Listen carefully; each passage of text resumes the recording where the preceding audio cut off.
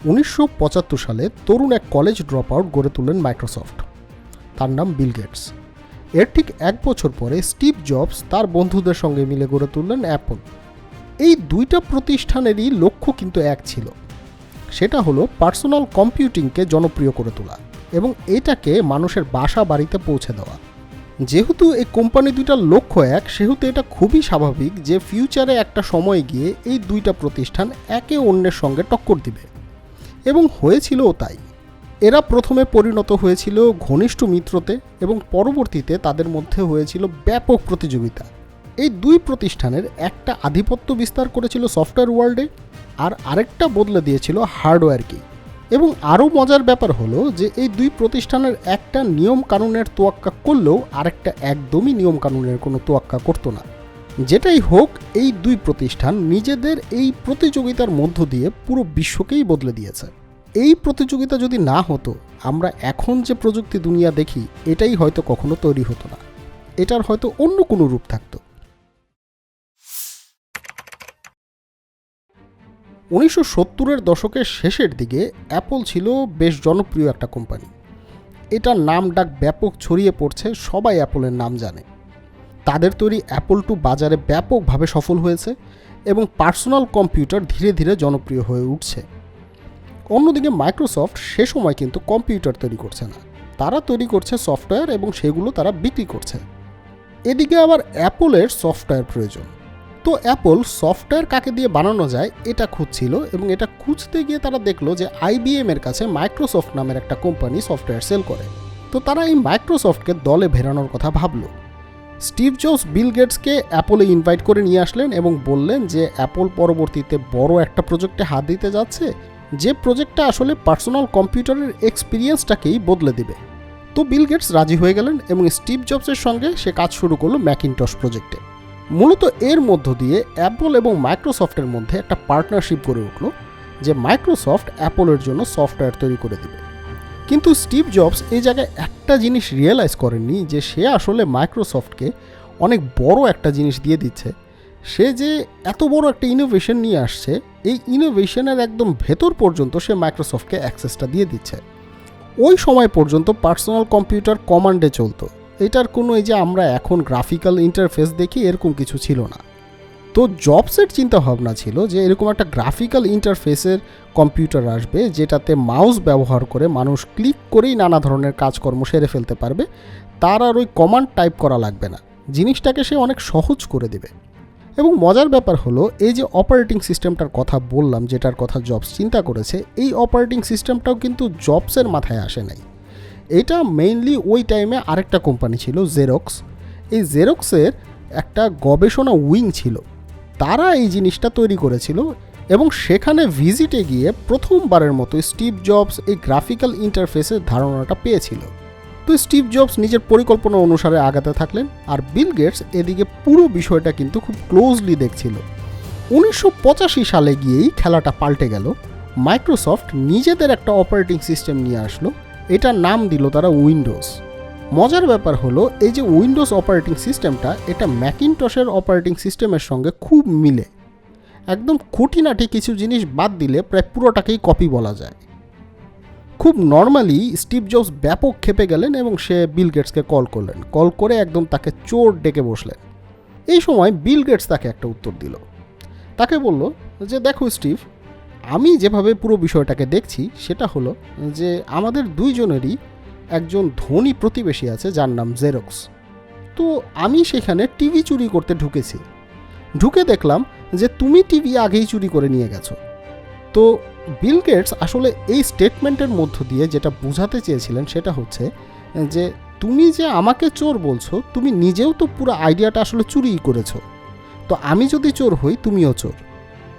উইন্ডোজের অন্যতম বড় একটা প্লাস পয়েন্ট ছিল যে এটা সস্তা ছিল, অন্যদিকে এটা অনেক কম্পিউটারে চলতে পারত। আর মাইক্রোসফটের কাছে তো আগে থেকেই পারফেক্ট পার্টনার আছে IBM, তাদের সঙ্গে মিলে তারা এই উইন্ডোজটাকে বাজারে একদম ছড়িয়ে দিল। 1980-র দশকের শেষ দিকে দেখা গেল যে উইন্ডোজ সব জায়গায় ছড়িয়ে পড়েছে, অন্যদিকে অ্যাপল নিজেদের কম্পিউটার বিক্রি করতেই হিমশিম খাচ্ছে। আর 1985 সালে এসে স্টিভ জবসকে তো বাধ্যই করা হলো অ্যাপল ছেড়ে দিতে। তো অ্যাপল একরকম ধুঁকতে থাকলো, অন্যদিকে মাইক্রোসফট কিন্তু নিজের গতিতেই আগালো। আর এভাবে খেলার প্রথম দফায় জিতেই গেল মাইক্রোসফট।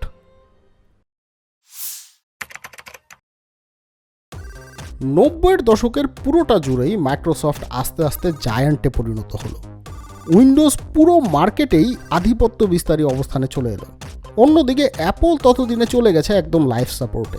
1997 সালের দিকে এসে দেখা গেল যে অ্যাপল একদম দেউলিয়া হয়ে যায় অবস্থা। একেবারেই সে তার প্রথম যে ভিশন বা মিশন ছিল সেগুলো থেকে অনেক সরে গেছে। অ্যাপলের কম্পিউটারগুলো তেমন ইনোভেটিভ কিছু না, কিন্তু বাজারে এগুলো অনেক দাম, মানুষ কিনছে না। অন্যদিকে মাইক্রোসফটের উইন্ডোজ 95 পুরো বিশ্ব কাঁপাচ্ছে। ওই বছর নিজেদের বাঁচাতে অ্যাপল খুব মরিয়া একটা স্টেপ নিল, সেটা হলো স্টিভ জবসকে তারা আবার কোম্পানিতে ফিরিয়ে নিয়ে আসলো। এবং স্টিভ জবস এসেই প্রথম যে ডিসিশনগুলো নিল তার মধ্যে অন্যতম একটা হলো এই মাইক্রোসফটের সঙ্গে ডিল করা।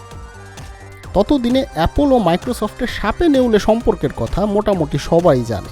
তো এই ধরনের বাস্তবতায় যখন অ্যাপল কনফারেন্সে দাঁড়িয়ে স্টিভ জবস ঘোষণা করলো যে মাইক্রোসফটের সঙ্গে তার একটা ডিল হয়েছে এবং বিল গেটস ওই কনফারেন্সে স্যাটেলাইট লিঙ্কের মাধ্যমে যুক্ত হলেন, তখন সবাই অবাক হয়ে গেল যে আসলে হচ্ছেটা কি করতে চাচ্ছে স্টিভ জবস।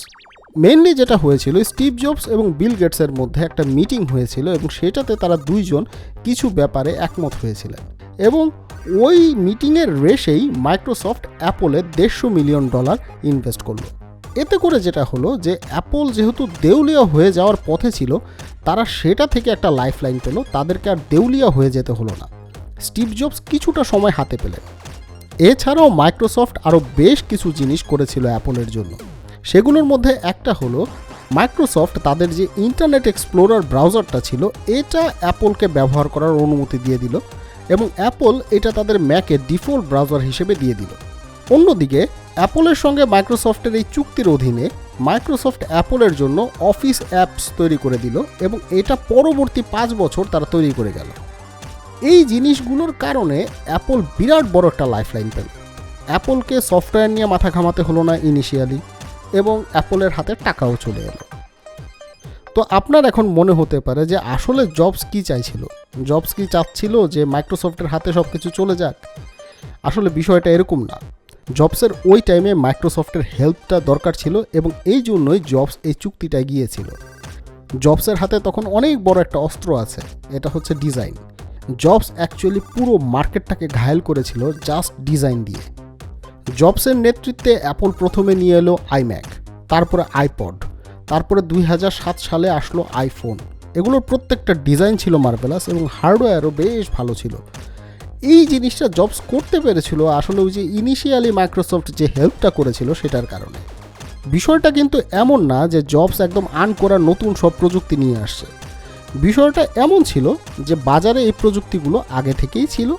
জবস সেই জিনিসগুলোকে আরও সুন্দরভাবে প্রেজেন্ট করেছে, সুন্দর ডিজাইনে এবং সুন্দর ওয়েতে, একদম সিমলেস এক্সপিরিয়েন্স ইউজারের হাতে সে তুলে দিয়েছে, যার কারণে অ্যাপল আবার তাদের সেই হারানো জায়গাটায় ফেরত যেতে পেরেছিল।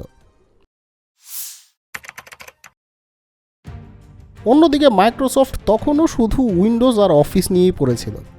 এ কারণে তারা কিছুটা পিছিয়ে পড়তে শুরু করলো। অ্যাপল যখন ফোন নিয়ে আসছে তখন কিন্তু মাইক্রোসফটের হাতে তেমন কিছু নাই।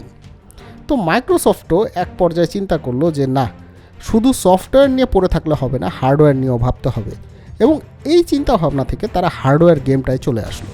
তারাও চেষ্টা করলো অ্যাপলের মতো বিভিন্ন ডিভাইস এনে মার্কেটটা ক্যাপচার করার, কিন্তু এই খেলায় অলরেডি অ্যাপল এগিয়ে গেছে, তারা কোনোভাবেই সুবিধা করতে পারলো না। যেমন আইপডের এগেনস্টে তারা এনেছিল জুন, তারপরে উইন্ডোজ ফোন বাজারে নিয়ে এসেছিল, তারা ট্যাবলেট লঞ্চ করেছিল, কোনোটাই কিন্তু আসলে শেষ পর্যন্ত সফল হয়নি।